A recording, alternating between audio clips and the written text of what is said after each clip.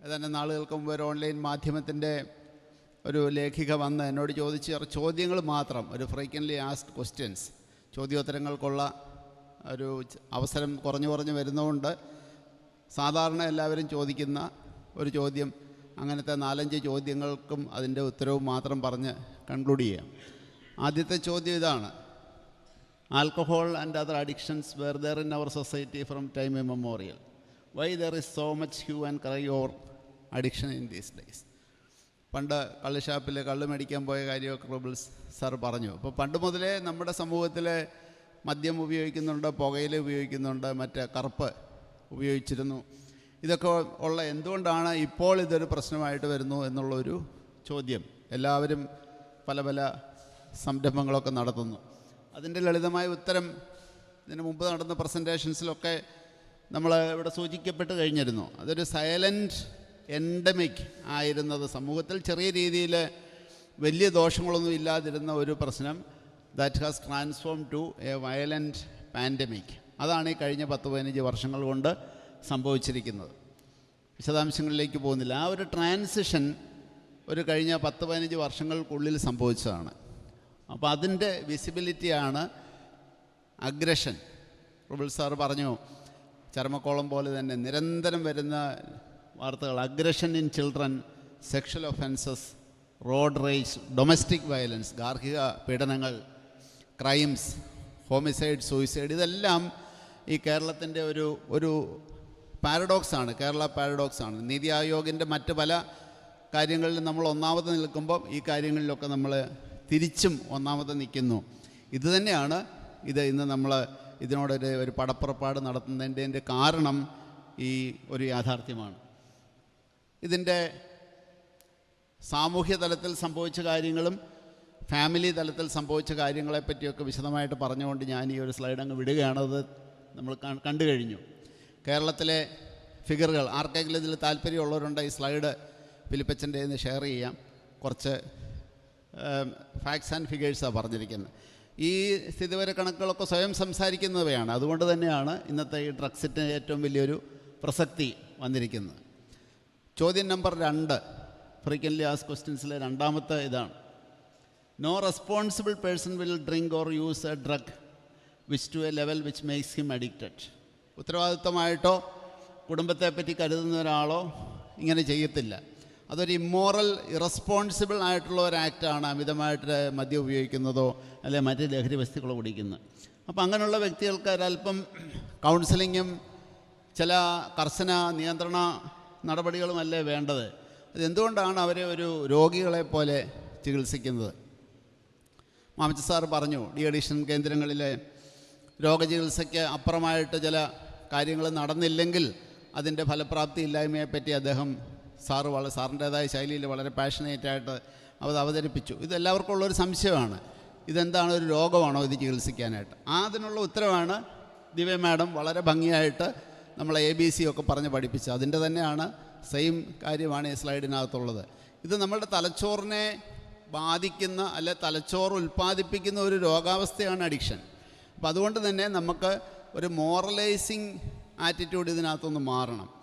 മദ്യമോ ലഹരി വസ്തുക്കളോ ഉപയോഗിക്കുന്നവരെല്ലാം ദുഷ്ടന്മാരും നീചന്മാരും പാപികളുമാണ് എന്നുള്ള, അവരെ എക്സ്ക്ലൂഡ് ചെയ്ത് എന്നുള്ളൊരവസ്ഥ നമ്മൾ മാറിയിട്ട് അവിടെയാണ് സയൻസ് കടന്നു വരേണ്ടത്.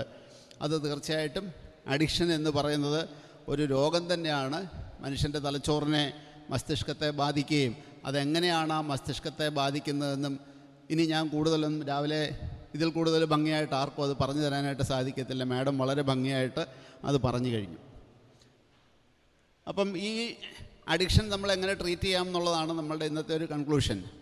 പറഞ്ഞ പോലെ തന്നെ സാറ് പറഞ്ഞ പോലെ നേരത്തെ എന്തുകൊണ്ട് വന്നില്ല എന്നുള്ളൊരു ചോദ്യം വളരെ ശക്തമായിട്ട് നമ്മളിലേക്ക്, വാസ്തവം പറഞ്ഞാൽ ഒരു വലിയ ബോംബ് പൊട്ടിക്കുകയാണ് മാമച്ച സാർ ചെയ്തത്. നേരത്തെ ഇത് തിരിച്ചറിയണം. ഒരു ദുരന്തം ഉണ്ടായി, ഒരു ആത്മഹത്യയോ ഒരു കൊലപാതകമോ ഒരു ക്രൈമോ ഉണ്ടായി കഴിഞ്ഞിട്ടില്ല. നേരത്തെ തിരിച്ചറിയുക, പ്രൊഫഷണൽ ഹെൽപ്പ് എടുക്കുക. വെറും ഒരു ഉപദേശം പോരാ, വെറും ഒരു പ്രാർത്ഥന പോരാ. പ്രൊഫഷണൽ ആയിട്ടുള്ളൊരു intervention including medical and psychological and social. മാമച്ച സാർ പറഞ്ഞല്ലോ, അവരെ തിരിച്ച് വി നീഡ് ടു വീണ്ടും ആ ബാറിൻ്റെ മുന്നിലേക്ക്, ആ കള്ളുഷാപ്പിലേക്കല്ല പോകേണ്ടത്. The person has to be reconnected to the society in a healthy way. ഇതാണ് ഈ രണ്ടാമത്തെ ചോദ്യത്തിൻ്റെ ഉത്തരം.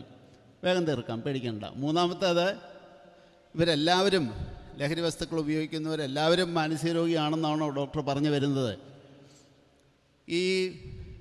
ഇതിനോടുള്ള പ്രവണതയൊക്കെ മാറാൻ വേണ്ടി അവരുടെ വിൽ പവർ ഒന്ന് മെച്ചപ്പെടുത്താൻ വേണ്ടിയുള്ള കൗൺസിലിംഗ് അല്ലേ വാസ്തവത്തിൽ വേണ്ടത്? കുടുംബത്തിൻ്റെ സ്നേഹവും കരുതലും ഒക്കെ അല്ലേ അവർക്ക് വേണ്ടത് എന്നുള്ള ഒരു ചോദ്യത്തിന് വളരെ സിമ്പിളാണ് ഉത്തരം. എല്ലാവരും രോഗികളാണെന്നുള്ളതല്ല, പക്ഷേ proportion of persons who take drugs, alcohol, ഈ രോഗാവസ്ഥയിലേക്ക് ആൾക്കാരെ വരുതി പോകുന്നു. അത് തുടങ്ങിയത് എന്ത് കാരണം കൊണ്ടാവട്ടെ, സാഹചര്യം എന്തുകൊണ്ടാകട്ടെ, അത് എത്തി നിൽക്കുന്ന ഒരു രോഗാവസ്ഥയിൽ ഈ വിൽ പവർ എന്ന് പറയുന്ന അപ്രസക്തമാകും. ആ രോഗാവസ്ഥയിൽ എത്തിക്കഴിഞ്ഞാൽ, ജി തയ്യലിനെ ഉദാഹരിച്ച സാറ് പറഞ്ഞു, ഇതിൽ പെട്ട് കഴിഞ്ഞാൽ നമ്മുടെ ഇച്ഛാശക്തിക്കോ നമ്മളുടെ കുടുംബ പാരമ്പര്യങ്ങൾക്കോ നമ്മുടെ ആത്മീയമായി നമ്മൾ ലഭിച്ച കൂതാശകൾക്കോ ഒന്നും ഒരു പക്ഷേ മറികടക്കാൻ പറ്റാത്ത രീതിയിലുള്ള ഒരു രോഗാവസ്ഥയിൽ എത്തുന്നതുകൊണ്ടാണ് അവർക്ക് ആ ഒരു ചികിത്സ അവിടെ വേണ്ടി വരുന്നത്. ആ ചികിത്സ എന്ന് പറഞ്ഞാൽ ഔഷധ ചികിത്സ മാത്രമല്ല, ഔഷധ ചികിത്സ വേണം. എന്തുകൊണ്ടാണ്? തലച്ചോറിനെ ഈ രോഗവിമുക്തമാക്കാൻ വേണ്ടി, തലച്ചോറിനെ ഒന്ന് ക്ലീനപ്പ് ചെയ്തെടുക്കാൻ വേണ്ടി, ആ ആസക്തി കുറയാൻ വേണ്ടി ചികിത്സ ഔഷധ ചികിത്സയാണ്. അതിനോടൊപ്പം തന്നെ കുടുംബാംഗങ്ങൾക്കുള്ള സപ്പോർട്ട് നന്നായിട്ട് കൊടുക്കണം. ആ വ്യക്തിക്ക് മറ്റു രീതിയിലുള്ള റീഹാബിലിറ്റേഷൻ, ആ സമൂഹത്തിലേക്ക്, ജീവിതത്തിലേക്ക് തിരിച്ചു വരാനായിട്ടുള്ള കാര്യങ്ങൾ. ക്വസ്റ്റ്യൻ നമ്പർ 4, ഈ മരുന്നുകളെ പറ്റിയും നിങ്ങളൊക്കെ ഇതിൻ്റെ യോദ്ധാക്കളായിട്ട് പോവുകയാണെന്ന് ബ്ലെസ്സി സാറും പറഞ്ഞു, ഇതിനെ റൂബിൾ സാറും പരിസ്ഥ തിരുമേനിയൊക്കെ പറഞ്ഞു. അപ്പം നമ്മൾ നേരിടേണ്ടി വരുന്ന വേറൊരു ചോദ്യമാണ്, ഇങ്ങനെയൊക്കെ ആൾക്കാർ ചികിത്സയ്ക്കും ഒക്കെ തയ്യാറാകുമ്പോൾ ഈ മരുന്ന് ആയുഷ്കാലം കഴിക്കണോ? ഇതിന് സൈഡ് ഇഫക്റ്റ് ഇല്ലേ? ഈ മരുന്നിനോട് അഡിക്ഷൻ ആകത്തില്ലേ? ഈ ചികിത്സ ചെയ്തു കഴിഞ്ഞാൽ പലർക്കും വിഭ്രാന്തി ഉണ്ടാകത്തില്ലേ? ഒരുപാട് തെറ്റിദ്ധാരണകളുണ്ട് ഇക്കാര്യത്തിൽ. ഇതിൻ്റെ വസ്തുതകൾ എന്താണെന്ന് പറഞ്ഞാൽ, ലഹരി വിമുക്ത ചികിത്സ ചെയ്തുകൊണ്ട് ആർക്കും മാനസിക രോഗം വരത്തില്ല. ചില മാനസിക രോഗങ്ങളുടെ ഭാഗമായിട്ട് ലഹരി വസ്തുക്കൾ ഉപയോഗിക്കുമ്പോൾ, ഈ ലഹരി വസ്തു നിർത്തിക്കഴിയുമ്പോൾ ആ രോഗലക്ഷണങ്ങൾക്ക് പ്രത്യക്ഷപ്പെടാം. സംശയരോഗം പ്രത്യക്ഷപ്പെടാം, ബൈപ്പോളാർ രോഗങ്ങൾ പ്രത്യക്ഷപ്പെടാം. അതൊക്കെ ഈ ലഹരിയുടെ ചികിത്സിച്ചുകൊണ്ട് വന്ന രോഗമല്ല.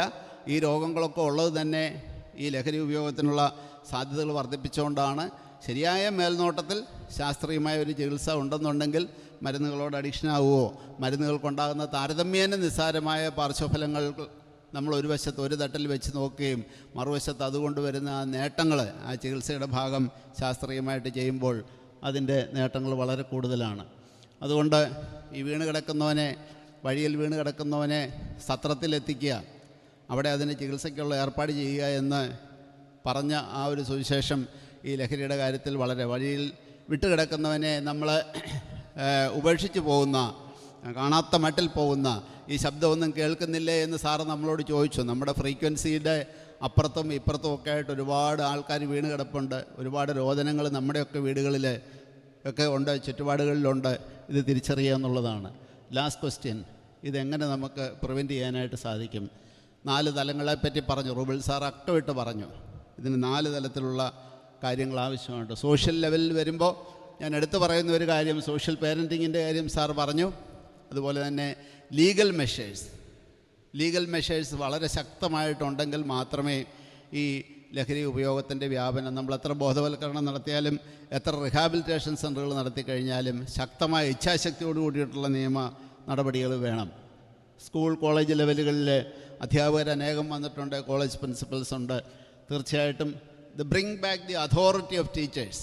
ബാക്കി പോയിൻ്റൊന്നും ഞാൻ പറയുന്നില്ല, that is the only thing. ഹൈക്കോടതി തന്നെ ഈയിടെ പറഞ്ഞു, അധ്യാപകർ വടിയെടുക്കണമെന്ന് പറഞ്ഞു. വടിയെടുത്താൽ ശിക്ഷിക്കുന്ന അധ്യാപകനെ ക്രിമിനൽ കേസിൽ പ്രതിയാകുന്ന സ്ഥാനത്ത് നിന്ന് മാറി വടിയെടുത്തോളൂ എന്ന് കോടതി പറയേണ്ടി വന്നു. തീർച്ചയായിട്ടും bring back the authority of the teachers and spiritual level. ഒരുപാട് ചർച്ചകൾ ഫിലിപ്പച്ചനും വിജേഷച്ചനും ഒരുപാട് ആൾക്കാർ ഇതിനോട് ചേർന്ന് നടത്തുന്നുണ്ട്. What is true spirituality, the purity of body and mind. Rouble സാറും അതെടുത്ത് പറഞ്ഞു. The concept of minimalism, collectivism, ഈ വെസ്റ്റേൺ ഇൻഫ്ലുവൻസിൽ നിന്നും നമ്മുടെ ഒരു സ്പിരിച്വൽ ആയിട്ടുള്ള ഒരു ബദൽ സംസ്കാരത്തെ നമ്മൾ ഫാമിലി, 4ാമത്തെ ലെവൽ ഫാമിലിയിലാണ്. എഗെയിൻ ഒറ്റ കാര്യം ഞാൻ പല കാര്യങ്ങൾ അതിലുണ്ടെങ്കിലും പറയുന്നുള്ളൂ, bring back the authority of parents. മാതാപിതാക്കളുടെ ആധികാരികത്വമുള്ള ഒരു സ്വഭാവം കൊണ്ടുവരണം. എങ്കിൽ മാത്രമേ ഈ പറഞ്ഞ സോഷ്യൽ പേരൻറ്റിങ്ങും ഓതൻറ്റിക് പേരൻറ്റിങ്ങും നമുക്ക് കൊണ്ടുവരാനായിട്ട് സാധിക്കുകയുള്ളൂ. അതുകൊണ്ട് ഞാൻ അവസാനിപ്പിക്കുകയാണ്. മിസൈൽ ആക്രമണം വരുമ്പോൾ അയൺ ഡോം, സ്റ്റീൽ ഡോം രാജ്യങ്ങൾ ഉണ്ടാക്കുന്നുണ്ട്. ഒരു കമ്പ്യൂട്ടറിൽ വൈറസ് വരാതിരിക്കാൻ വേണ്ടി ഫയർ വോൾ നമ്മൾ ഉണ്ടാക്കേണ്ടതുണ്ട്. അതുകൊണ്ട് നമ്മുടെ ഇപ്പോഴത്തെ ജനറേഷന് വേണ്ടി നമ്മൾ firewall and iron dome ഉണ്ടാക്കാനായിട്ടുള്ള ഒരു ഉത്തരവാദിത്വം നമുക്കുണ്ട്. അതിനാണ് നമ്മൾ കൂടിയിരിക്കുന്നത്. നമുക്ക് സാധിക്കട്ടെ എന്ന് ആശംസിക്കുന്നു. Thank you very much.